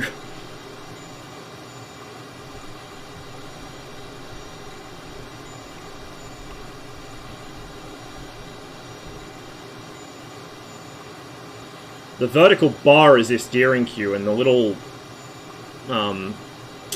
teardrop thing is your actual, like, where the thing is from you. Hey, Campia! She's a resub. Good to see you. Appreciate it. Landing is... you gotta treat it the same way you treat a MiG-21, because they're very similar aircraft in a lot of ways. You keep power on. You never cut the throttle below, I think it's like 82%. I usually keep it above 85%. Because if you cut the throttle too low, the blown flap system cuts out, you lose all your lift, and those flaps are just producing drag. You do not want that to happen, you'll drop a wing very quickly. So come on with power. If you're too fast, then, you know, flatten out your approach a little, watch your AOA, you don't want it to go too high, obviously. But it's all about just power management with the F-104. You can't just chop the throttle, and you want to keep a little bit of power on until the main wheels are on the ground. Ideally until all wheels are on the ground.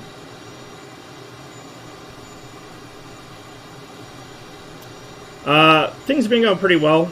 Just about to wrap up the stream. I'm very much losing my voice here because I'm just recovering from a mild flu, so probably shouldn't have streamed for 10 hours and however many minutes, 10 and a half hours, but I had a good time. It's fine.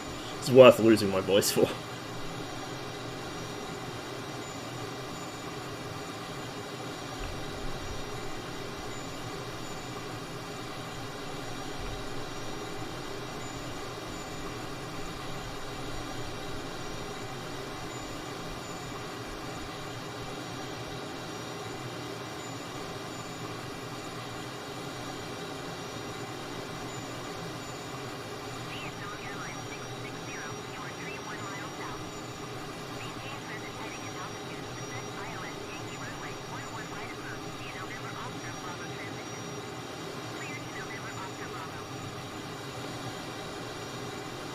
Not too much further to go. Mountains in the distance there. Hanoi is that a ways. Might even see Thud Ridge on the way in. It's kind of hazy though, so we might not.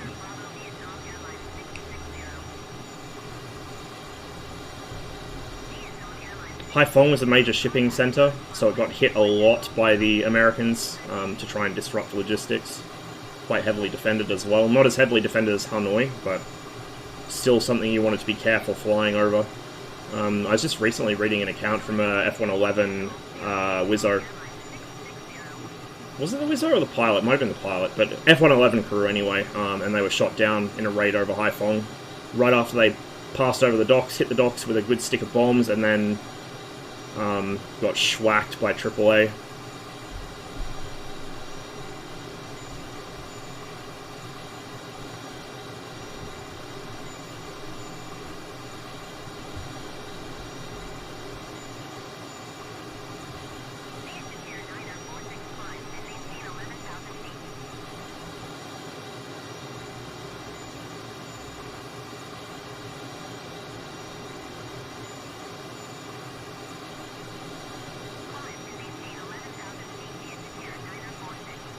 So there's two airports quite close to each other, near Haiphong, to the southeast. One of them is Kien An, and the other one is Cat Bai. Cat Bai was like a training base for a lot of the period of the Vietnam War, and before it as well, from memory.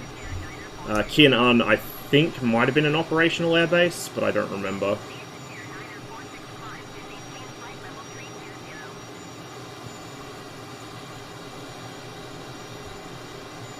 Like I said, I didn't study up on this as much as I probably should have if I wanted to do a full-on, you know, history kind of themed thing. I just felt like flying here, to be honest with you.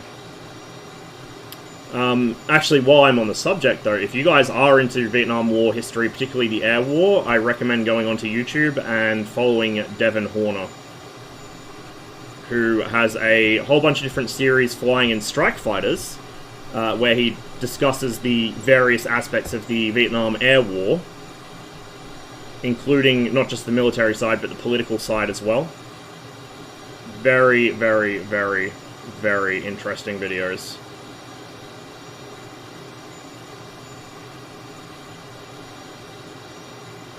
Hey, Scotty. Not for long. We're just about to finish up.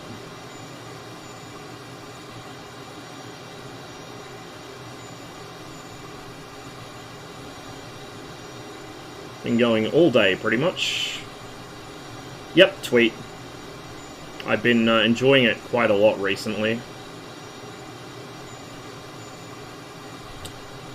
I was just saying, I think there's a few little things in the flight model that could stand to be tweaked a little more. I don't have a manual for this aircraft yet, so I don't know if that's just me exposing my ignorance or if there's truth to it, but it feels like it could use a little less drag on the air brake, maybe a little less lift on the wings, like it wants to take off at just about 100 knots with no flaps, or with full fuel as well, so I feel like maybe it's a little much. But it maneuvers about as well as you'd expect. It's quite responsive. It's a little twitchy, but that's probably more because of my setup than anything. Like twitchy and pitch, roll and yaw aren't too bad.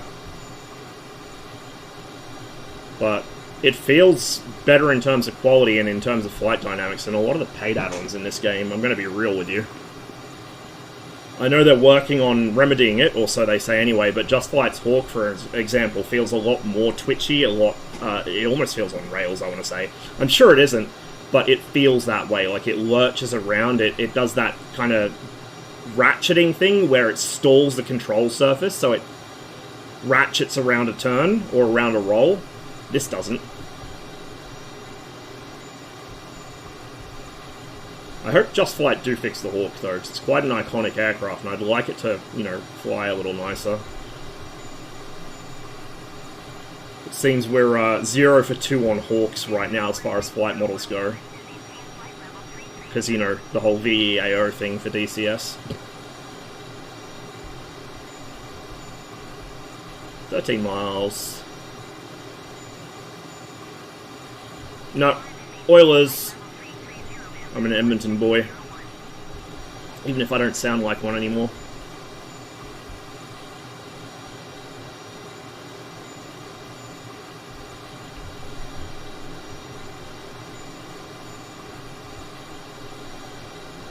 Miles should be off my nose. The haze is going to make it difficult to see, though. Once we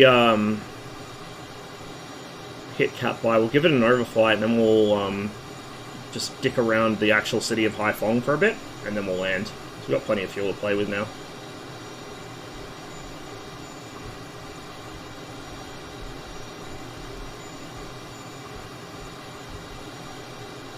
Eight miles. There's one of the airstrips. That might be Kian An. I think Cat By should still be off the nose. I have landed here before, but it was a long time ago. Like not long after I first got the sim. I did it in a Yak 18.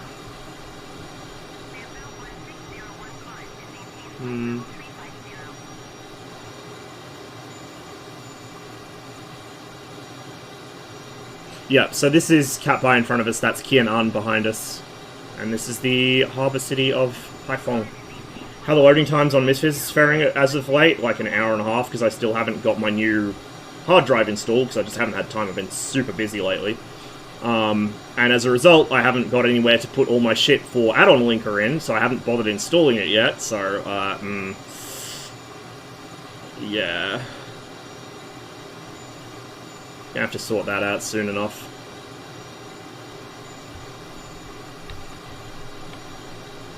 I got the rallies over from Canada, so I've been too busy hanging out with them. And then doing various other things.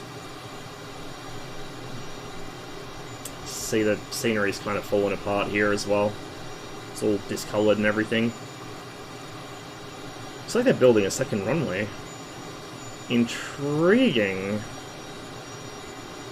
Anyway, welcome to Haiphong. I think this is the mouth of the Red River, which flows through Hanoi.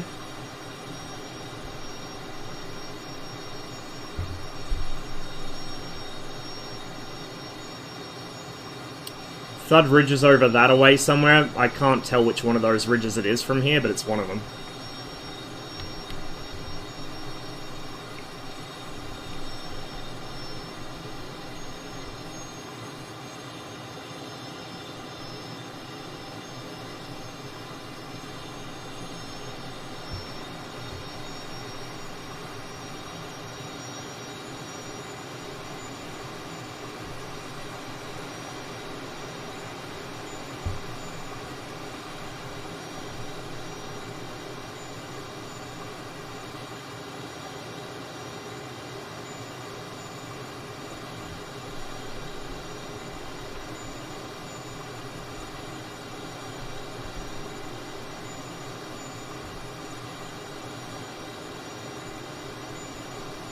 Elevation mapping around here is a little low res as well. You can see the bumps in the river.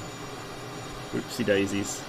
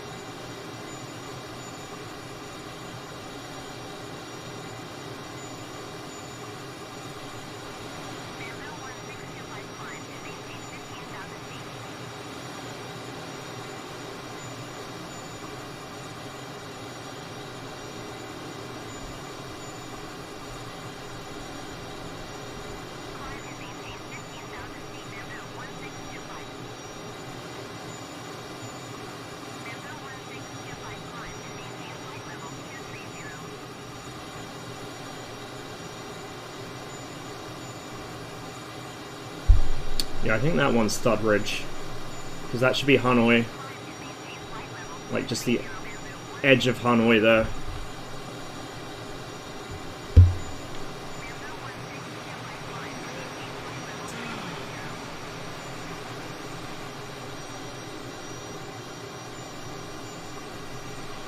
Rudder feels a little effective at very low speeds.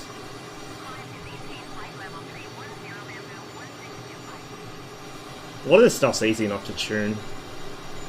Just config file stuff.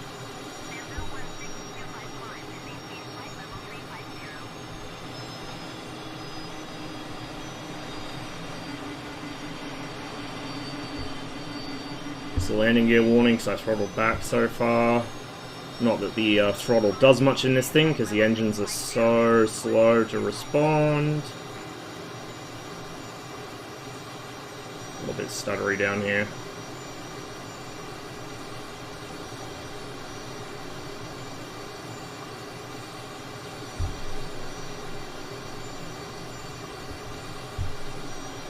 It had a little bit of a ratchet there. I wonder if that's just the sim stuttering or if that's the aileron stalling. Could be either, to be honest. Feels like a sim stutter. The F104 does that as well if you max rate roll it, and the Hawk does it even if you roll it fairly gently. You're probably right, Cotty. I'm very bad for underestimating distances in this sim. Well, I guess in real life too, but...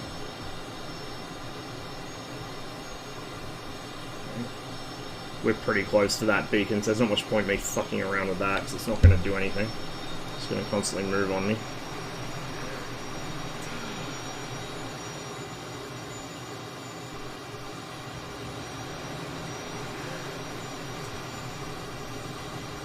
Hopefully I left myself enough altitude to recover this. Just barely, I think. Oh, we had room to spare, we're good.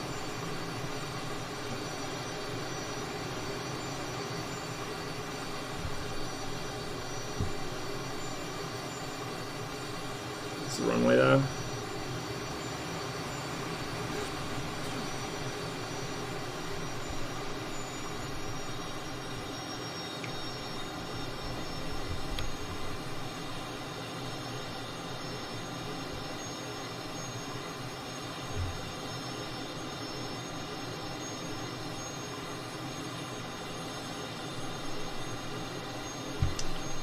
That headland there, I think they used to have an EWR station on that, from memory.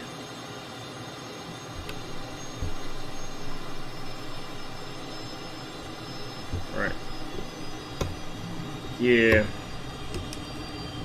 Flaps. We'll just go full flaps. We need to bleed some speed anyway. We're a little fast.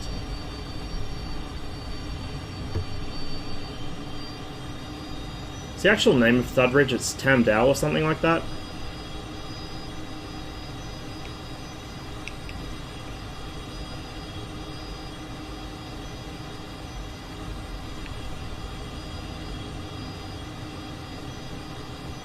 Formation in the northeast of Hanoi, which is basically just a scaled down Thudridge. Oh, okay.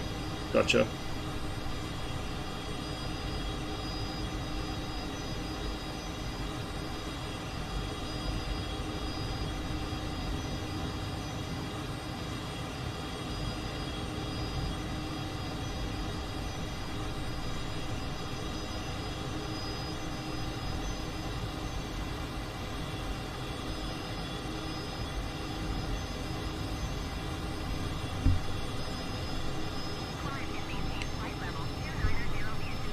As soon as we get in ground effect, this thing's going to float forever, so I'll drop the air brake just to kill the float. Got a little bit of front quarter and crosswind from the right.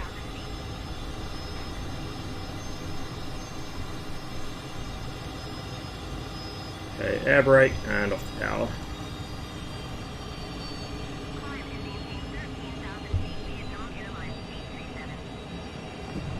Nice and gentle.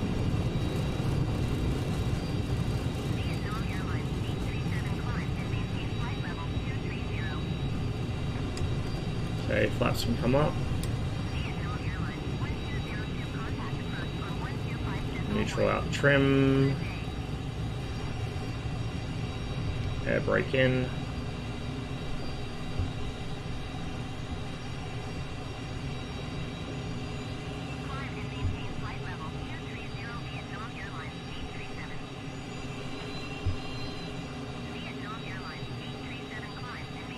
Is that a taxiway?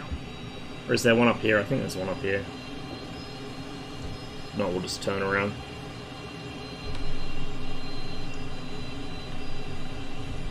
Start turning things off.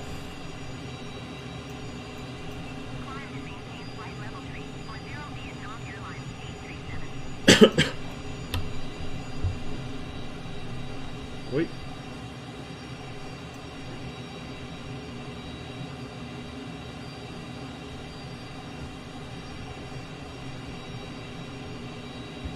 Gust lock on.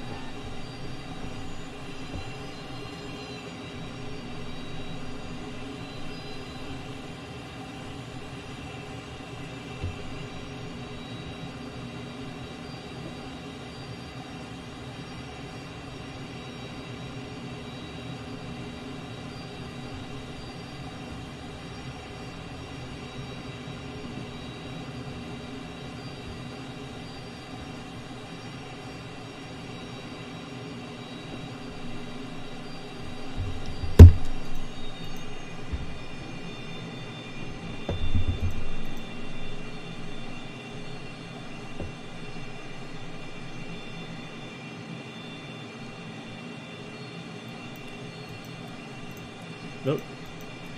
Resets them. Cool. I think the only way to shut the engines down at the moment is to do this one.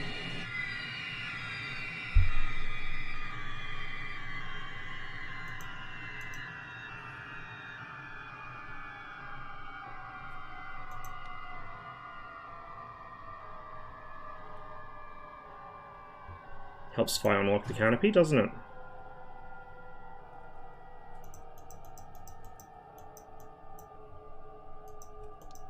There we go.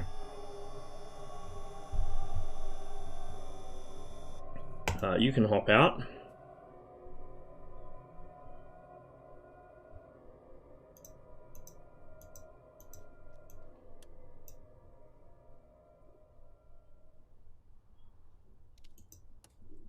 There we go. That was a tweet. me straighten out the camera again, because it always likes to get drunk when you fly long distances. I'm surprised and kind of disappointed there still is not a stabilized camera to horizon function for the drone cam. I don't know why they don't have one. It would make it so much easier to use. Anyway, I'm going to see who we can drop a raid on before my voice completely gives out on me.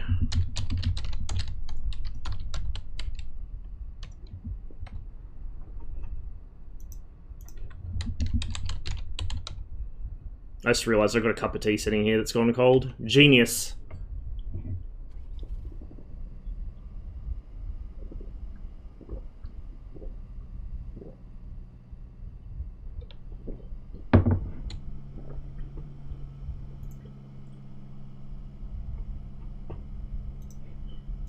Got a fair few people on.